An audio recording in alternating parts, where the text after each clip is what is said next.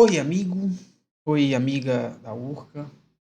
Após 2 semanas de paralisação, né, para que vocês pudessem estudar, se aprofundar na atividade que foi proposta, nós estamos aqui de volta. Justificando, né, e essas 2 semanas de, não vou chamar de paralisação, mas de interrupção, de suspensão, na verdade, da apresentação dos vídeos, foi exatamente para que vocês pudessem se dedicar aos estudos, aproveitar aquele horário semanal dedicado a, aos estudos, à nossa disciplina, para que pudessem se aprofundar, fazer leituras paralelas. E aí responder a questão que foi colocada. Mais adiante, nós podemos até comentar aquela atividade. Estive olhando, antes de iniciar a gravação desse vídeo, a maioria das pessoas apresentou resposta. Teve algumas inconsistências, porque alguns devolveram a atividade, mas sem nenhum anexo. E eu não sei se foi por erro ou qualquer outro problema, depois nós vamos ter que ver essas questões, mas foi uma minoria. A maioria apresentou os anexos regularmente com as respostas, trabalhos bem escritos, né, que está provando que vocês fizeram uma pesquisa razoável, bem feita. Mais adiante, na medida que vierem surgindo perguntas, dúvidas sobre o andamento da disciplina dos conteúdos e do próprio trabalho que foi apresentado, nós podemos dedicar um vídeo ou parte de um vídeo futuro a trocarmos algumas ideias a respeito disso. Essa turma especificamente não demandou uma aula síncrona. As outras turmas nós tivemos aulas síncronas, foi designada uma data antes do trabalho e nós tivemos, inclusive, aulas muito proveitosas, muito positivas. Como não houve demanda dessa turma, o monitor não trouxe, nem nenhum aluno especificamente trouxe nenhuma necessidade nesse sentido, por conta disso, especificamente nessa turma, nós não fizemos este encontro síncrono. Fica, portanto, para outra data, a depender da demanda de vocês. No derradeiro vídeo que nós apresentamos, nós estamos tratando, falando do. Estamos, na verdade, das regras, das normas constitucionais que dizem respeito aos servidores públicos. E com isso, nós estamos investigando, de uma maneira geral, quais são essas regras referentes, atinentes a os regimes jurídicos de cada um dos entes públicos. Lembrando que, por força da autonomia política que esses entes possuem, cada qual terá o seu próprio estatuto. Nós paramos quando fizemos uma análise relativamente ao concurso público. Hoje nós vamos ver algumas outras regras constitucionais importantes e para um vídeo futuro, não necessariamente o próximo, nós vamos ter um estudo mais detido sobre regime próprio de previdência social, porque estamos diante de uma nova emenda à Constituição, portanto, de um novo formato para o regime próprio de previdência e que, por isso, demanda um estudo mais aprofundado. Então, para regime de previdência, vamos ficar com um vídeo específico. Para a próxima semana especificamente, nós vamos ver o poder disciplinar em face do agente público, como a administração pública pode fazer e costuma fazer, né, para aplicar sanções aos agentes públicos de uma maneira geral. Vamos ficar atentos ao que disciplina a Lei 8.112, que é o paradigma maior nesse sentido, mas sempre lembrando que cada ente público tem a sua própria legislação. Para agora, para esse momento agora da nossa conversa, nós vamos apresentar aqui para vocês as questões relativas, pertinentes à acumulação de cargos, empregos e funções. O que é que a Constituição Federal determina sobre a possibilidade ou não de se acumularem e o mesmo agente público exercer cumulativamente o mesmo cargo, dois cargos, empregos ou funções. Tanto faz dois cargos, cargo e um emprego, ou dois empregos. A regra consta da disciplina da Constituição Federal, que é essa aqui que nós estamos vendo no quadro, é a do artigo 37, inciso 16 da Constituição, e literalmente é muito explícita. É vedada a acumulação remunerada de cargos públicos. Há alguns entendimentos mais antigos, superados sem dúvida, que dizia a proibição diz respeito à acumulação remunerada, de maneira que se um dos cargos não for remunerado, não há esta vedação. Isso modernamente, inclusive já foi questão de concurso, mas atualmente não é mais aceito, porque admitir que um desses cargos ou emprego não sejam remunerados não condiz ou conduz, na verdade, a administração pública a uma hipótese de enriquecimento ilícito. E a regra geral consta no direito e proíbe, portanto, inclusive a administração pública, é a vedação, né, do enriquecimento ilícito. Nem a administração pública pode enriquecer ilicitamente. De maneira que a regra geral não pode acumular, mesmo que um desses cargos ou empregos não sejam remunerados. E também as exceções, que a regra consta da Constituição, as exceções necessária e obrigatoriamente têm que estar contidas da mesma forma na própria Constituição Federal. Tanto fora das hipóteses que nós vamos encontrar existentes na própria Constituição Federal, nenhuma outra poderá admitir acumulação de cargos e empregos públicos. Uma pergunta que pode cair: e se uma lei ordinária, inserida dentro de um determinado regime jurídico dos agentes públicos, dos servidores ocupantes de cargo efetivo, criar novas hipóteses de exceção, para além daquelas que estão na Constituição? Esta hipótese é válida? E a resposta correta é que essa lei, nestes termos, necessariamente será inconstitucional, porque todas as exceções possíveis, obrigatoriamente, devem estar contidas na própria Constituição. Daí a afirmação que nós estamos trazendo, no sentido de que não há hipótese de exceção às possibilidades de acumulação de cargo e emprego público, além daquilo que já disciplina a Constituição Federal. O que também não quer dizer que as únicas hipóteses de exceção estejam nesse citado inciso 16 do artigo 37 da Constituição. Também é bom darmos uma olhada no que disciplina o inciso 17. Também fala da acumulação, estendendo propriamente aos empregos públicos.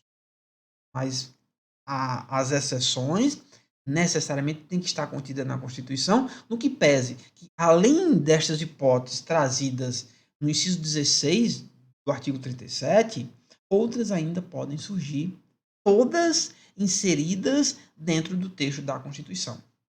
Então, é vedada a acumulação, é a regra. Admitindo-se, no entanto, nós depreendemos da leitura, da literalidade da própria Constituição, exceto, diz a Constituição, quando, desde que haja compatibilidade de horário, há uma série de hipóteses onde se admite essa acumulação. Hipóteses taxativas, mas todas elas impõem um requisito extraordinário, a saber, a existência de compatibilidade de horários. Não houver compatibilidade de horários, quando não houver essa compatibilidade de horários, a acumulação não é possível, mesmo existindo estas hipóteses. Também, todas as hipóteses estabelecidas aqui são necessariamente que permitem a acumulação de 2 cargos. Portanto, outra pergunta que pode surgir: e se forem 3 cargos, é possível esta acumulação? Não, não é possível. Só se admite a acumulação de até 2 cargos públicos, desde que se insiram dentro das exceções constitucionalmente admitidas. E as exceções que estão contidas no inciso 16 do artigo 37, porque eu já chamei a atenção para o fato de que existem outras, estas exceções são 3. Primeira, a de 2 cargos de professor. É possível acumular 2 cargos ou empregos, ou um cargo e um emprego de professor? Sim. É possível a acumulação de um cargo de professor e o outro técnico ou científico? Também sim.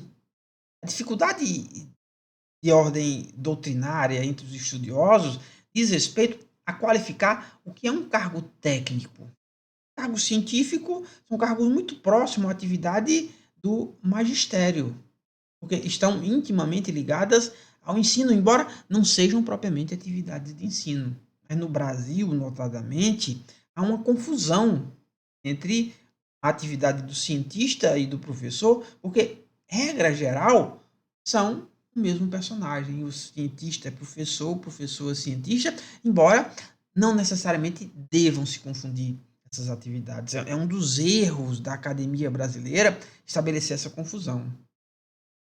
Cargo científico são aqueles cargos de pesquisa, são aqueles cargos que exercem atividades visando a produção de conhecimento científico novo.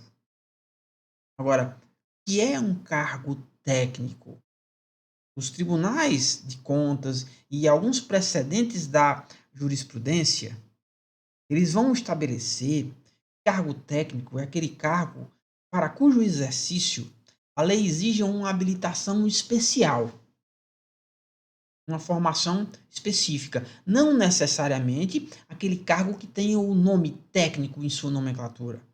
O fato de um cargo possuir em sua nomenclatura a expressão técnico não obrigatoriamente o transforma em tal, em um cargo técnico para aferição do que disciplina a possibilidade de acumulação da Constituição Federal.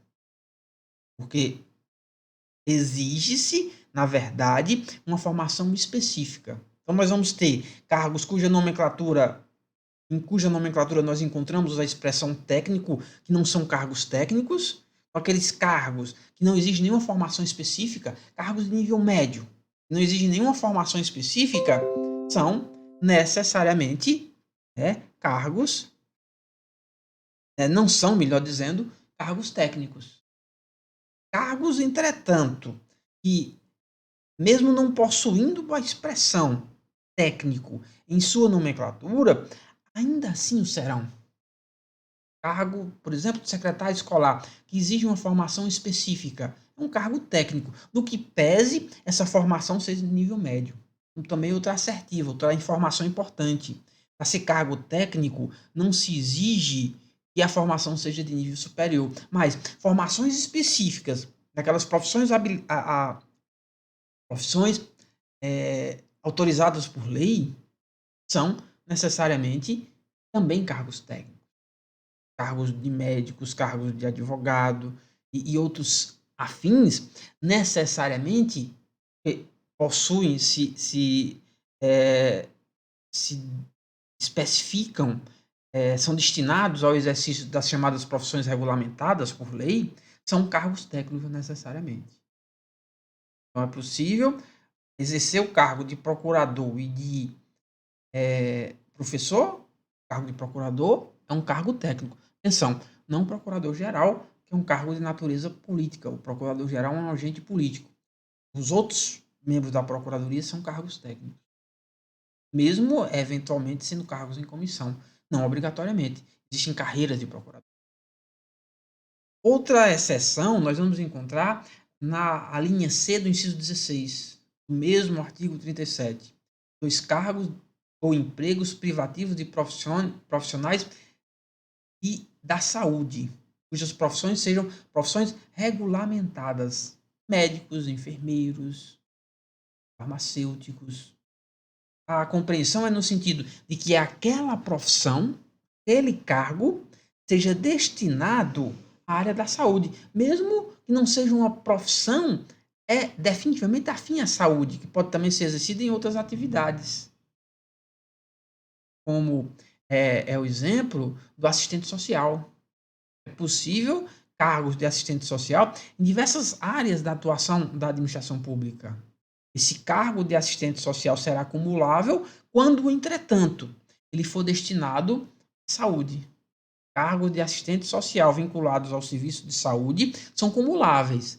Cargos de assistente social não vinculados ao serviço de saúde não são cumuláveis.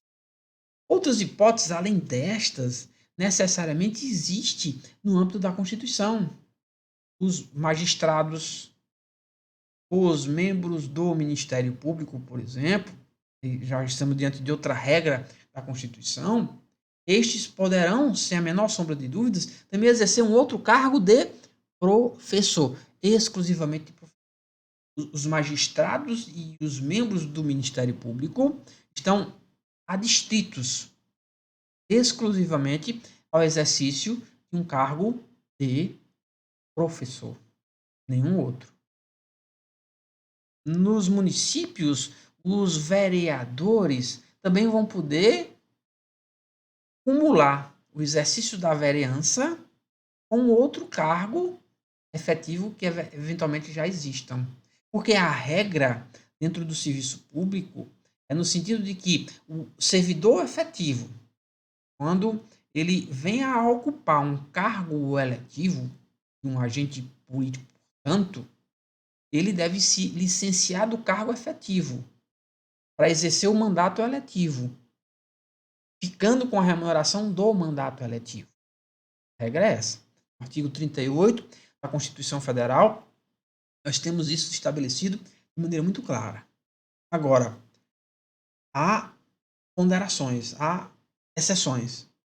Primeira exceção nós encontramos com relação ao cargo de prefeito. Se o cargo eletivo for o cargo de prefeito, o servidor efetivo necessariamente também terá que se licenciar do cargo efetivo. Contudo, poderá fazer a opção pela remuneração do cargo efetivo e não do cargo eletivo, opcional.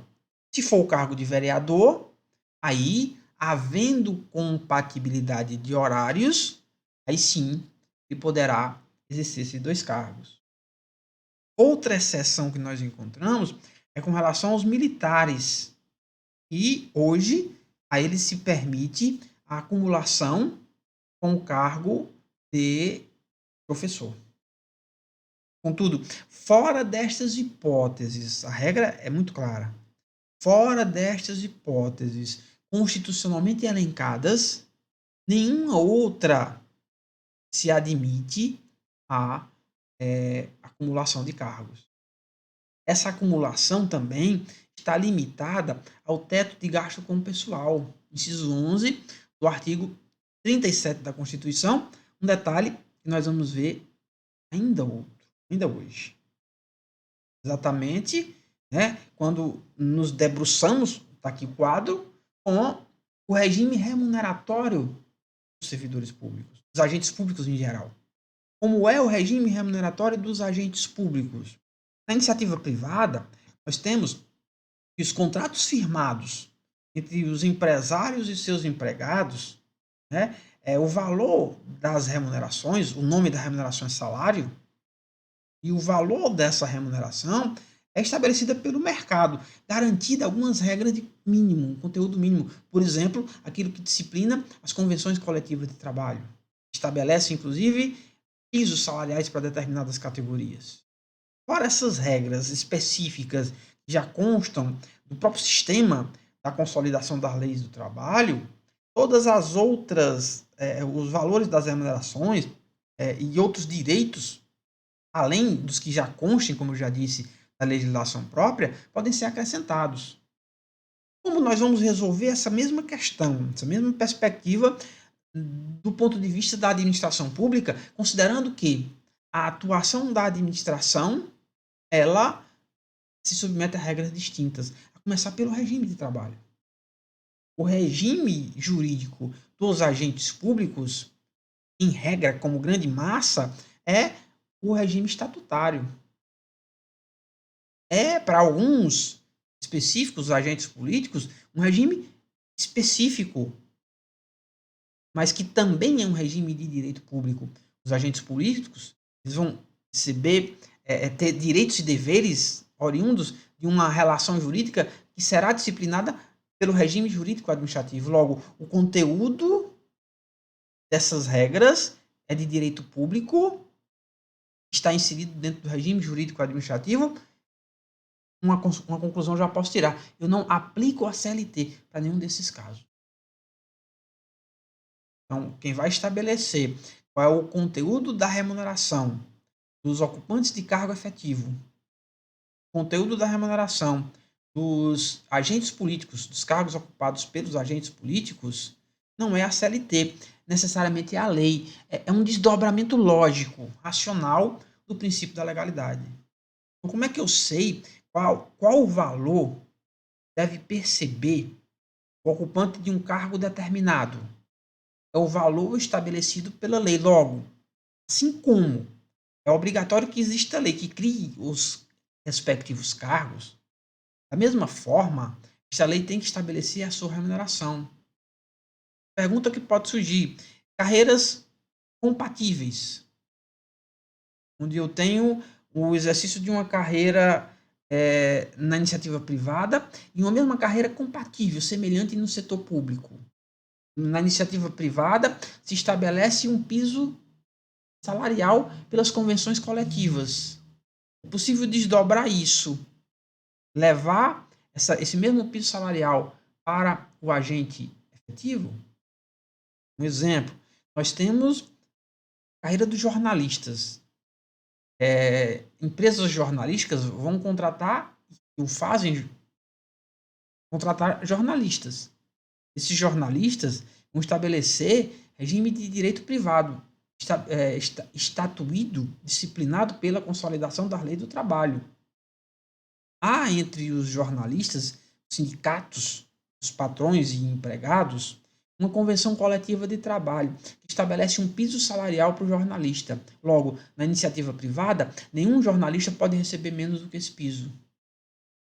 Se o poder público contrata um jornalista mediante concurso para ocupar um cargo efetivo criado por lei e exige essa formação técnica, para ser, por exemplo, parte da equipe da assessoria de comunicação de um ente público, este jornalista, ocupante do cargo efetivo, está submetido, tem direito ao mesmo piso salarial daquele que ocupe cargo na iniciativa privada? A resposta que o Supremo Tribunal Federal vem dando nesse sentido é que não, porque no âmbito dos agentes efetivos, nós estamos diante de um regime híbrido, um regime especial, sui generis, que é regulado pelo direito administrativo. Logo, é a lei inserida dentro do direito administrativo, dentro do regime jurídico administrativo, que estabelecerá o valor desta remuneração. Então, é um detalhe muito importante. O estatuto, o regime jurídico administrativo, é quem estabelece o valor das respectivas remunerações. Não se aplica por analogia às regras da consolidação das leis do trabalho nesse sentido. Aqui uma diferença que é de extrema importância e vem trazida pela emenda constitucional número 19, vem consolidada dentro do regime jurídico administrativo brasileiro a partir da emenda constitucional número 19. Que é a diferença entre o subsídio e os vencimentos. Aqui vale a leitura do que está disciplinado nos parágrafos 3º e 4º do artigo 39 da Constituição. É bom fazer uma leitura. Mas, grosso modo, da leitura dessas regras específicas, nós podemos tirar algumas conclusões que são de extrema importância nesse ponto da nossa caminhada, da nossa jornada de conhecimento. Vencimentos é o nome específico da remuneração para os ocupantes dos cargos efetivos. É o nome da remuneração dos efetivos. Quem ocupa cargo efetivo recebe vencimentos. Eu chamo a atenção para essa expressão do plural. Porque os vencimentos dos ocupantes de cargos efetivos são compostos por duas distintas rubricas. Uma rubrica fixa, chamada vencimento no singular, é aquilo que na CLT corresponderia ao salário base. E uma outra rubrica variável, que vai variar, de acordo com algumas condições de trabalho ou pessoais do agente público. E, grosso modo, vão se distinguir entre gratificações e adicionais. Quais são especificamente as gratificações e os adicionais? Necessariamente têm que estar contidas em lei. O que o parágrafo 3º do artigo 39 da Constituição antecipa é algumas dessas gratificações e adicionais. Quando essa regra que eu estou citando estabelece que alguns dos direitos sociais do artigo 7º da Constituição são extensivos aos ocupantes dos cargos efetivos, ele está automaticamente estabelecendo que o conteúdo mínimo dos direitos reconhecidos nos estatutos de cada um dos entes públicos são aqueles das regras citadas expressamente. Nem todos os direitos sociais previstos no artigo 7º da Constituição são extensivos aos ocupantes dos cargos efetivos. Por uma razão muito óbvia, o regime jurídico deles é distinto.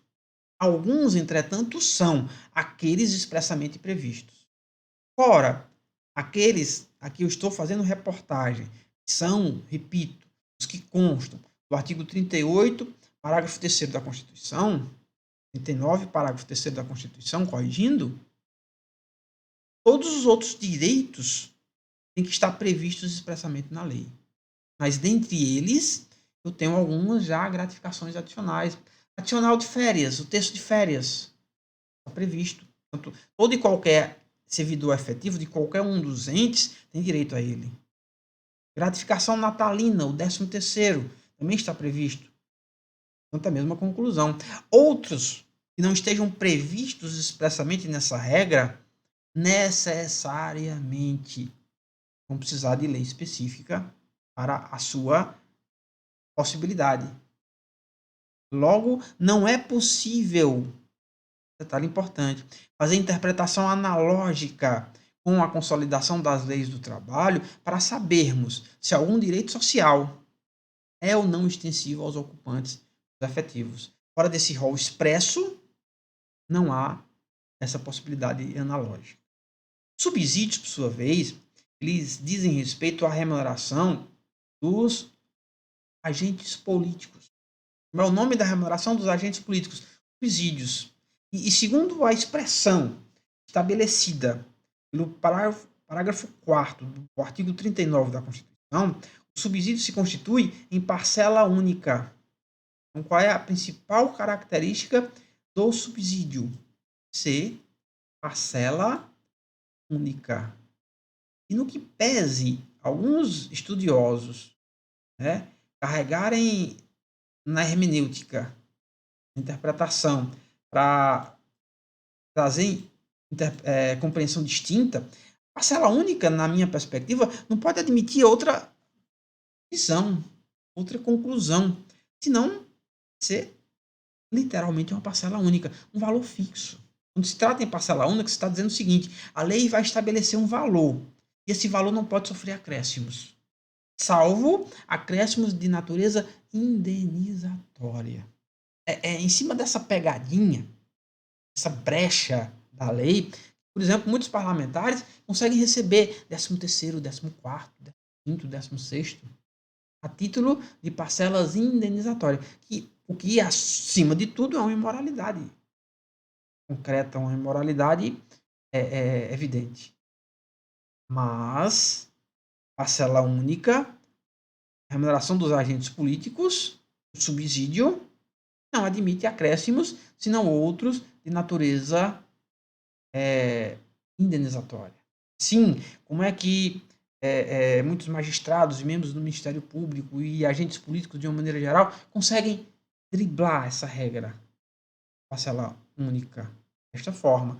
Ressalvado, e aqui foi até bom eu falar da expressão magistrados e membros do Ministério Público, ressalvado a noção de que alguns agentes públicos que recebem sob o nome de subsídio, propriamente não estão elencados nessa regra do parágrafo 4º do artigo 39, que apesar do nome de suas remunerações, magistrados, por exemplo, as forças policiais, por exemplo, apesar do nome que se dá à sua remuneração, qualificando-os como subsídio, no sentido próprio, subsídio não são, porque não são parcelas únicas.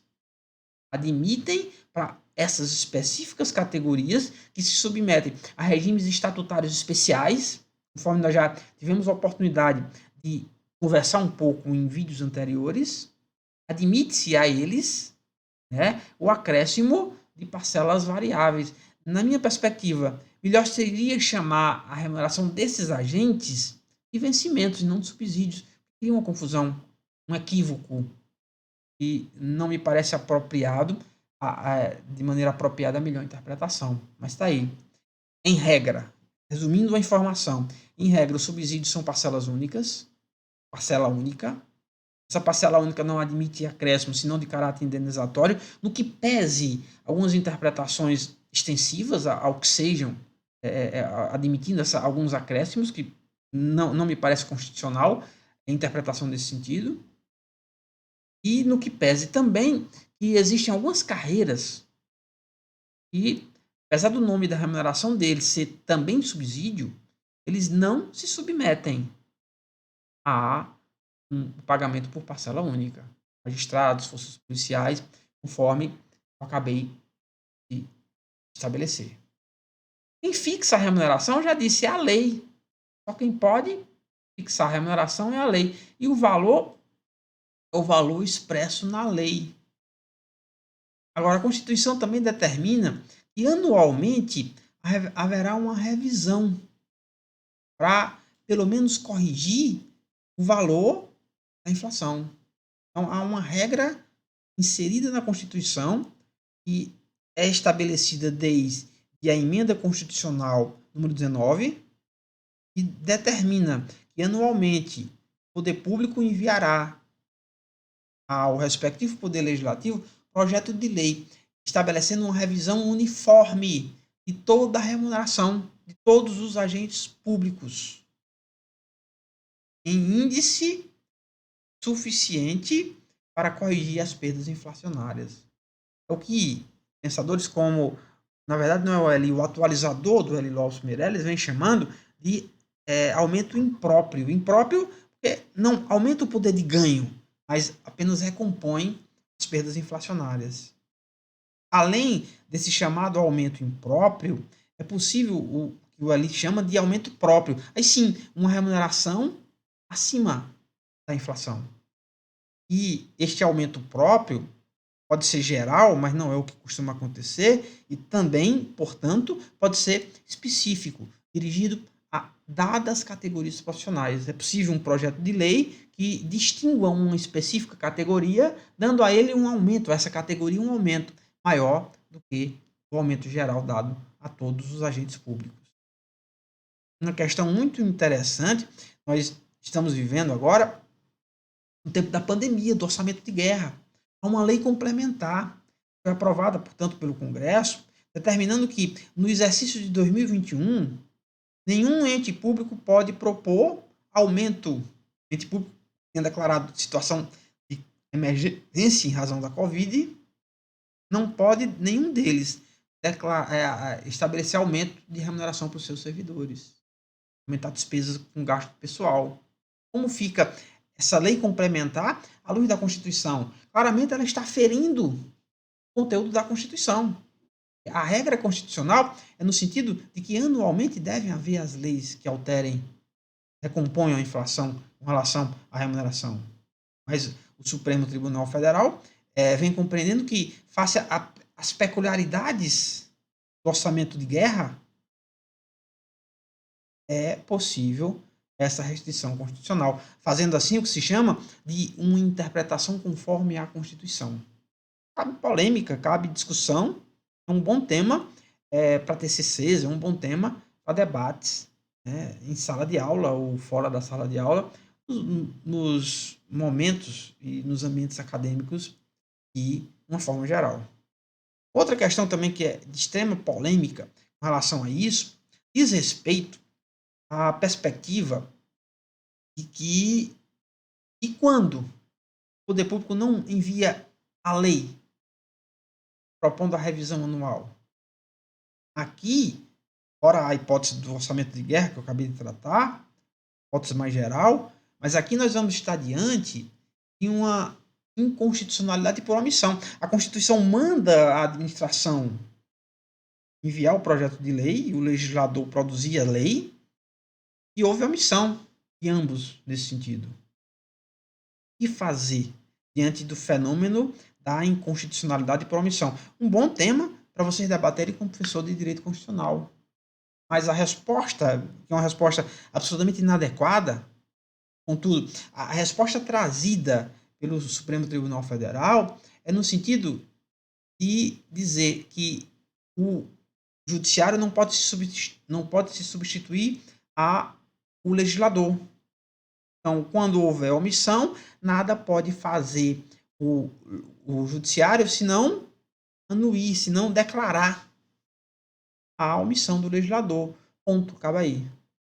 Não havendo lei, ainda aí, apesar da regra constitucional, não será possível a revisão da respectiva remuneração.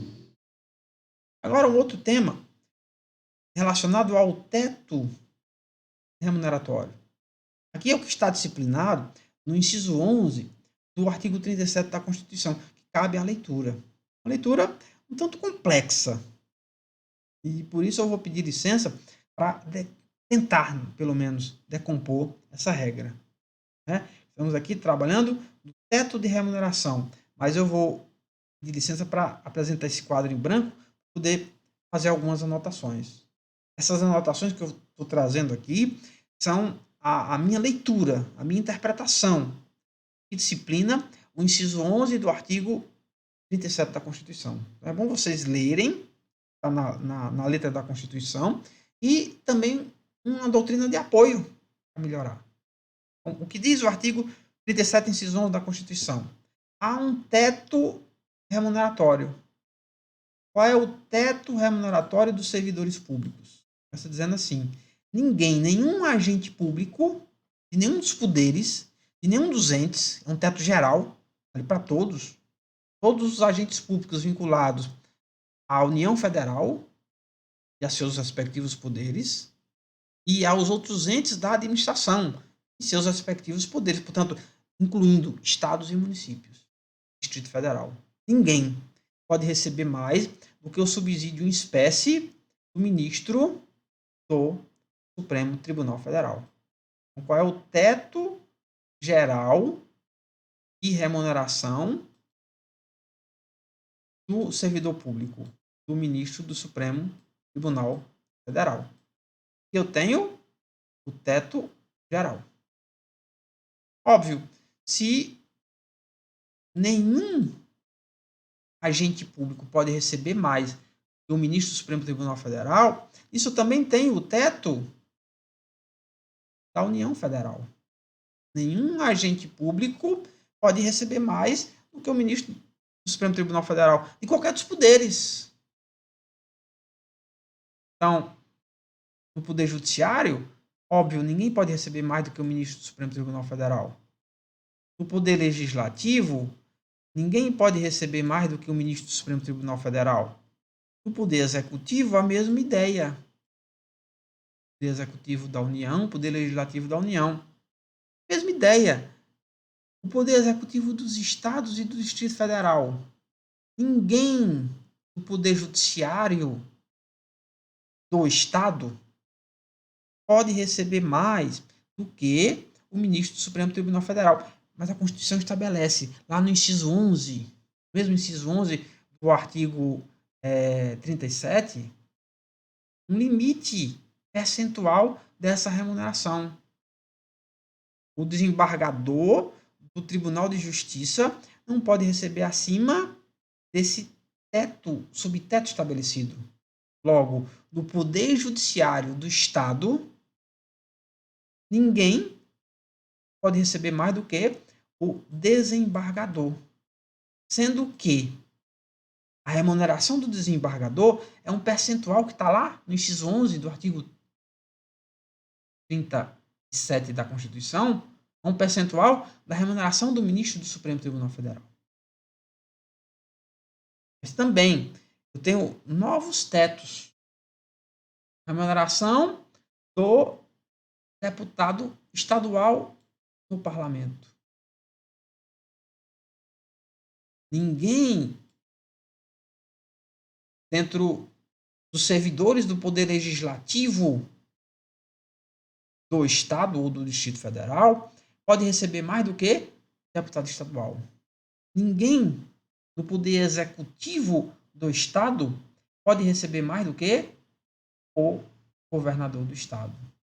Tem uma ideia, só mudando um pouquinho a ordem, vale para a União. E na União, mesma história. Ninguém no Poder Judiciário da União, isso é óbvio, é o teto geral, pode receber mais do que o ministro Supremo. Mesma coisa aqui.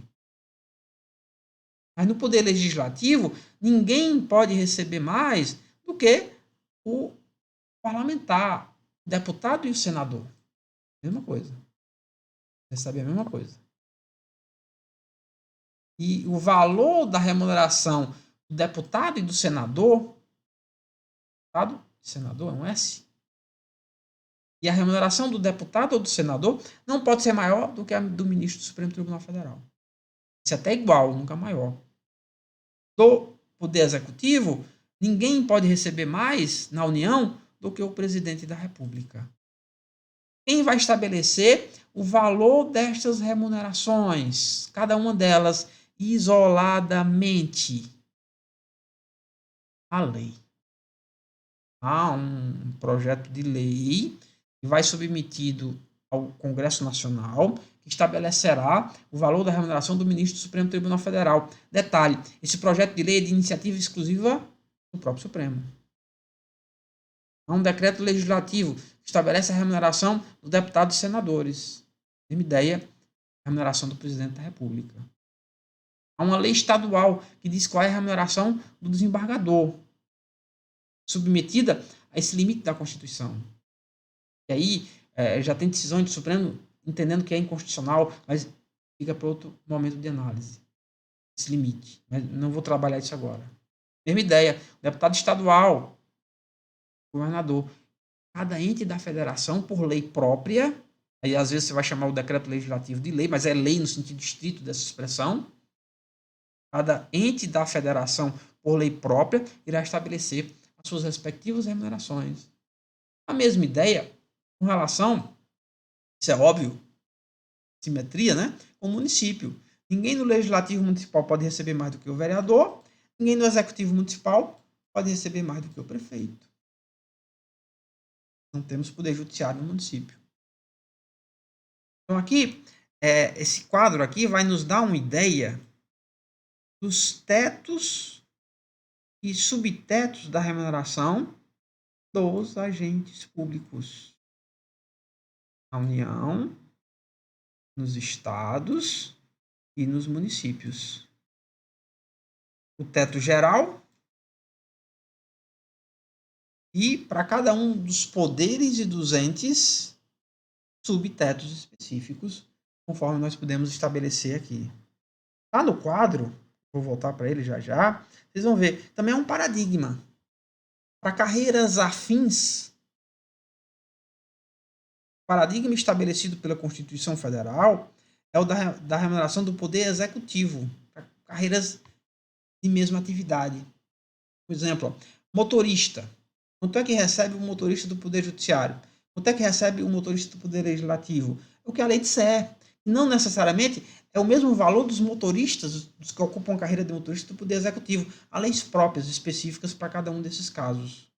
Agora, a Constituição estabelece que as carreiras afins, do exemplo do motorista, mas outras mais, e do Poder Legislativo e Judiciário, tem um subteto específico. É o subteto daquela carreira no Poder Executivo. Então, grosso modo, né, há distinções, há aprofundamentos possíveis, mas grosso modo é isso que quer dizer o inciso 11 do artigo 37 da Constituição. Sim, ó, os limites dos vencimentos dos servidores do Legislativo e Judiciário ficam vinculados das mesmas carreiras do Poder Executivo, conforme eu acabei de dizer. É vedado a vinculação e equiparação das remunerações de uma carreira com outra carreira. São carreiras distintas, vão ter leis próprias, estabelecerão os valores respectivos. E, nominalmente, estas remunerações são irredutíveis. Mas também não podem ser menor, melhor dizendo, do que o valor estabelecido do salário mínimo. Ninguém no serviço público pode receber menos do que o salário mínimo. É um dos direitos sociais extensivos aos servidores ocupantes de cargos efetivos dentro da estrutura da administração pública. Certo? Tem um próximo item aqui para tratar, que é o do regime disciplinar, que, como eu disse, vamos decompor um pouco as fases da Lei 8.112, do processo administrativo disciplinar, falar um pouquinho sobre procedimento, processo administrativo, e por esta razão, não deixei esse tema específico para o próximo vídeo. Estamos retomando nossas atividades de apresentação dos vídeos, desejando que todos estejam bem, né? E na próxima semana voltamos com mais vídeos.